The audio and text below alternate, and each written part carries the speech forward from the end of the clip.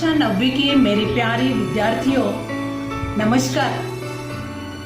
आज मैं आपके लिए एक बड़ा ही इंटरेस्टिंग टॉपिक लेकर आई हूँ जो कि बचपन से आपको बहुत पसंद है।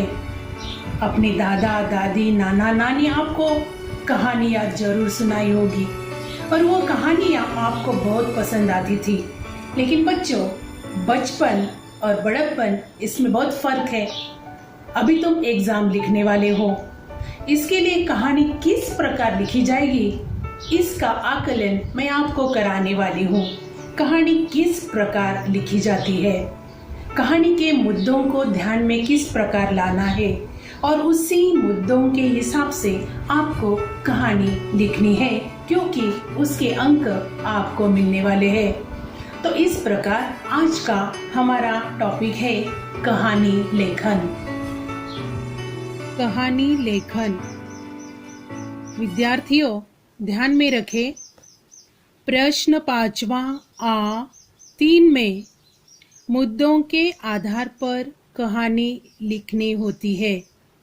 कहानी लगभग 70 से 80 शब्दों में लिखकर उसे उचित शीर्षक देना होता है। कहानी लेखन के लिए 5 अंक है।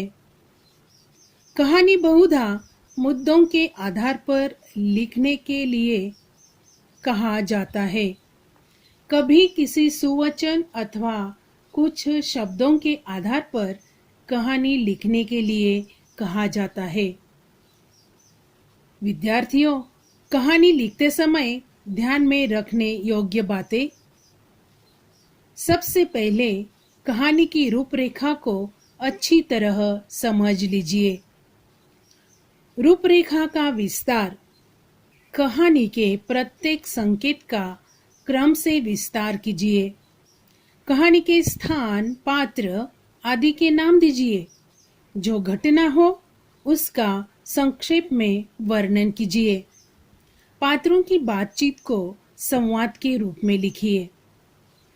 अन्य महत्वपूर्ण बातें, कहानी भूतकाल में लिखनी चाहिए।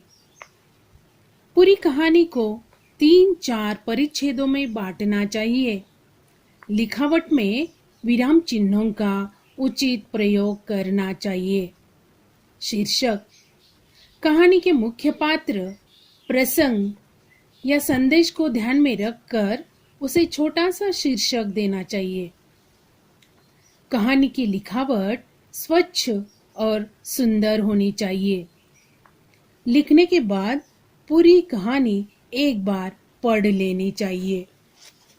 यदि कृति पत्रिका में कहानी का आरंभ का परिच्छेद अथवा कहानी का आरंभ का हिस्सा मुद्दे दिए गए हो तो उसे उत्तर पुस्तिका में फिर से लिखने की आवश्यकता नहीं है। तो विद्यार्थियों, यह बातें आपको कहानी लिखते समय ध्यान में रखनी है। इसी मुद्दों के आधार पर मैं आपको कहानी का एक नमूना दिखाकर पढ़कर सुना रही हूँ। ध्यान से देखो और सुनो। प्रश्न किस प्रकार रहता है, देखो। निम्नलिखित मुद्दों के आधार पर लगभग 80 से 100 शब्दों में कहानी लिखकर उसे उचित शीर्षक दीजिए। इसके बाद कुछ मुद्दों को यहाँ दिया गया है, उन मुद्दों का पठन मैं कर रही हूँ।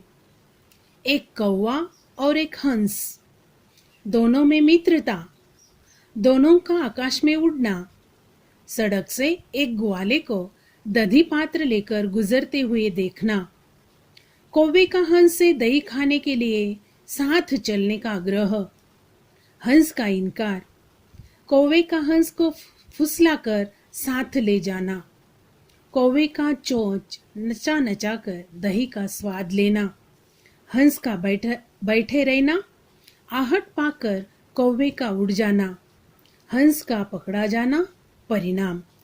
ये मुद्दों के आधार पर तुम्हें कहानी किस प्रकार लिखनी है वह कहानी भी मैं आपको सुना रही हूँ और दिखा रही हूँ।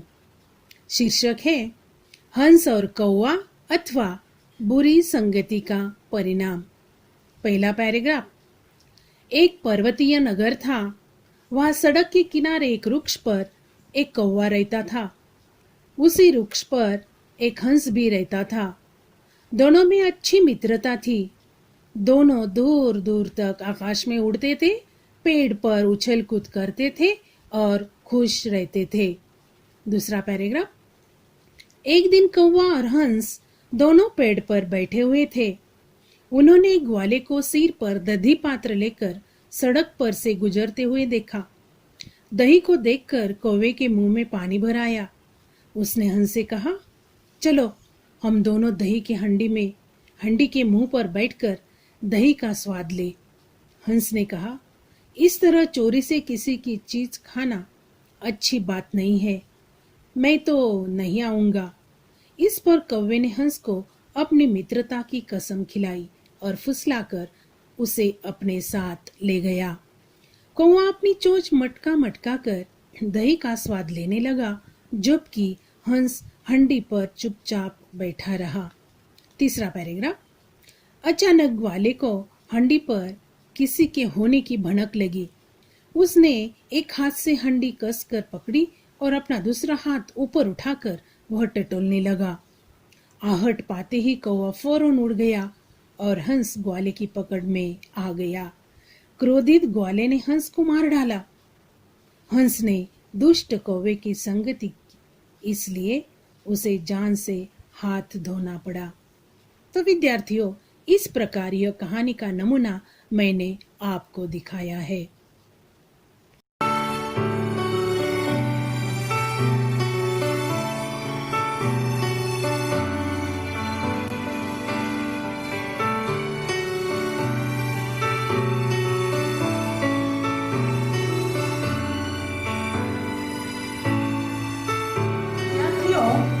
मैंने आपको कहानी के बारे में जानकारी दी है और उसी जानकारी के आधार पर, मुद्दों के आधार पर कहानी किस प्रकार लिखी जाती है, यह भी मैंने आपको पढ़कर सुनाई है। दी हुई कहानी और आपको मैंने स्वाध्याय के लिए भी एक कहानी दी है, उसका लेखन अपनी नोटबुक में जरूर करना। घर पर रहिए, स्वस्थ रहिए, खुद को संभालिए। धन्यवाद।